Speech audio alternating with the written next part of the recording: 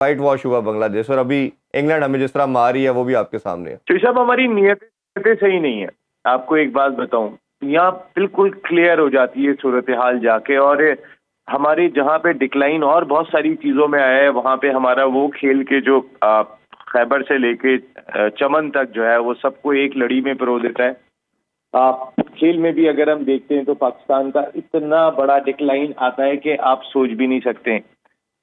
तो ये बहुत ही इंपॉर्टेंट है जो मैंने आपको लफ्ज कहा कि हम खुद अपने आप से सिंसियर नहीं है। इसकी वजह ये है कि हमने क्या 2022 की सीरीज से कुछ भी लर्न नहीं किया था। वहां पर भी हमने वो पट्ठा विकेट बनाए थे, वो एक दिन में 500 रन बनाए थे। आज हैरी ब्रोक 100 करके चले गए।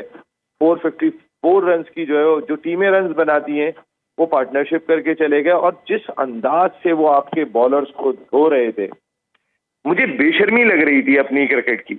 और यकीन माने शायद हम बेशर्मी हो गए। इसकी वजह यह है कि जिस अंदाज से हम खेल रहे हैं चौधरी साहब, ये हमारी ब्रांड ऑफ क्रिकेट कभी भी नहीं रही है। हम एक बुजदिलों का टोला बन चुके हैं। हमारा थिंक टैंक बुजदिल है, हम बुजदिल हैं। देखिए ना, सारी दुनिया अपने होम एडवांटेज को उठाती है। इंडिया भी अपने स्पिनर्स के साथ तमाम गोरी टीमों के खिलाफ, south Africa, Australia, England, New Zealand, इनके खिलाफ बिल्कुल एक ऐसी पिच बनाता है, थर्डा पिच जिसे कहते हैं, कि वो इतना ब्रेक ले रही होती है और वो उनका हराता है, जीतता है, रैंकिंग में भी टॉप पे रहता है। हम यानी कि या तो आंखों देखी मक्खी निकलने की आदी हो गए कि नजर आ रहा है यार ये मक्खी गिर गई है कप में और हम वो पीने को तैयार बैठे हुए। इसकी वजह ये है कि देखें यार, आपने जब एक चीज सीरीज देख ली थी, आपको एक एक दिन में 500 रन इस पट्ठा विकेट के ऊपर पड़े थे, जिसके जैसी तनकीद कर रहे हैं, मुझे तो वो देख के शर्म आ रही होती है कि नासिर हुसैन क्या कह रहे होते हैं, तो अब माइकल एथरटन क्या कह रहे होते हैं कि यार ये क्या पिच बनाई है, ऐसी तो जिंदगी में नहीं देखी, और ये पिच टेस्ट क्रिकेट में होनी ही नहीं चाहिए। बिल्कुल। यानी वो हमें ठोक भी रहे हैं, मुंह से भी ठोक रहे हैं और बैट से भी ठोक रहे हैं। हम क्या बेशरम हो गए, क्या हो गए, इसमें तो समझ में नहीं आ रहा। थोड़ा सा कॉन्टेक्स्ट मैं थोड़ा बड़ा करना चाहूंगा। देखें, ये अगर कनेक्शन देखें ना इन तमाम चीज़ों का, थोड़ा सा 2 साल में पीछे लेके जाना पड़ेगा मुझे। पहली दफ़ा जब 2 साल पहले जब इंग्लैंड आई तो हमने देखा कि रमीज़ राजा चेयरमैन थे, तो उनसे जब बात की गई, उन्होंने कहा जी फ्लैट विकेट्स बनाएंगे, एंडरसन जो हैं वो वर्ल्ड क्लास बॉलर हैं, हम फंस जाएंगे। हमने देखा कि हमने तब भी जो आप बात करें फटा विकेटें बनाई, उन्होंने इस तरह मारा हमें, एक दिन में उन्होंने वर्ल्ड रिकॉर्ड बना दिया, 500 प्लस कर दिया पिंडी में। और उसके अलावा बाकी मैचेस के अंदर भी वो वाइट वॉश करके गए। फिर ऑस्ट्रेलिया आती है, हमने कहा जी कि नहीं, हम तो इस तरह विकेटों में फंसेंगे, स्पिन विकेट्स बनाते हैं, उस पर भी उन्होंने रिवर्स स्विंग करके आउट किया। फिर हम उसके बाद अगर हम देखें तो फिर अभी रिसेंटली बांग्लादेश आया, तो आपने कहा कि हम तो तमाम कंडीशन में फंसते हैं, तो बांग्लादेश के पास स्पिनर अच्छे हैं, फास्ट बॉलर नहीं है, तो चले हम फास्ट विकेट बनाते हैं। उस पर उनके बच्चों ने जो पहली दफ़ा मेरा ख्याल है आउट ऑफ कंट्री किसी भी सीरीज़ के लिए गए थे, उनके दोनों पेसर नाहीद और हसन पहली दफ़ा पाकिस्तान विजिट कर रहे थे, उन्होंने हमें उड़ा दिया।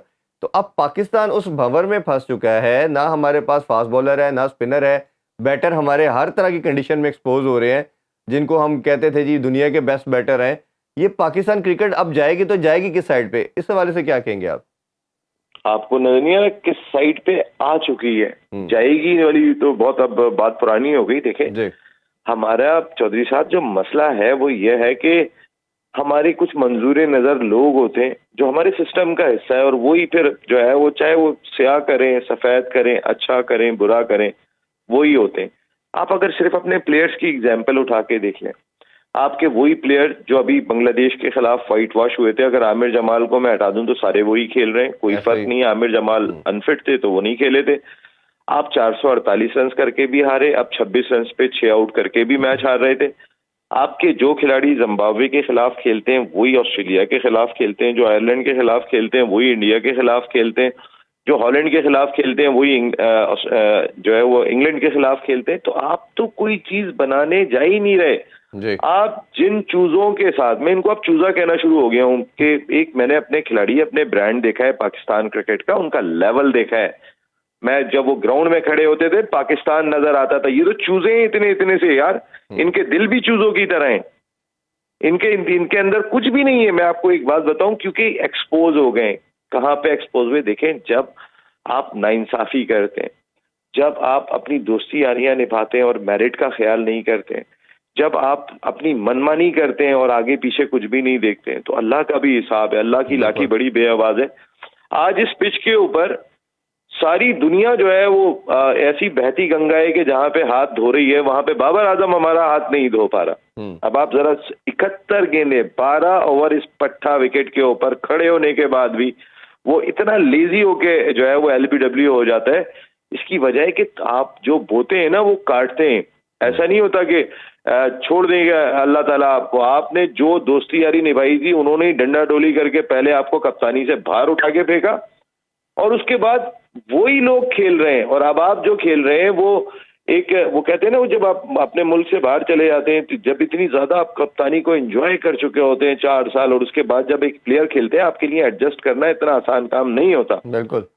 तो अब खेलेंगे एक आम प्लेयर की तरह, और जब सुनेंगे बाकी तमाम लोगों की, तो अब बाबर को चाहिए आपका जो कैलिबर था उसको वापस लाने की कोशिश करें। और मैं बाबर की बात थोड़ा आगे करना था, लेकिन आपने जिक्र छेड़ दिया, इसी पे हम डिस्कस कर लेते हैं। मेरा मानना यह है कि जो शायद पहले भी आपसे मैंने शो में बात की थी कि सबसे बड़ी रीज़न जो इस डिबैकल की या डिज़ास्टर चल रहा है पाकिस्तान क्रिकेट का, जो रॉक बॉटम हम हिट कर रहे हैं, वो कप्तानी की जंग थी।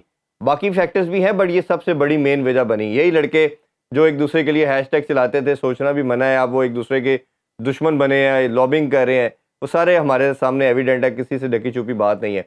अच्छा, अब बाबर ने जैसे स्टेप डाउन किया, तो बाबर के ऊपर से मेरा तो मानना ये था कि शायद ये साल पहले डिसीजन हो जाना चाहिए था, या right after ODI world cup के बाद इनको सेफ्टी नहीं करना चाहिए था।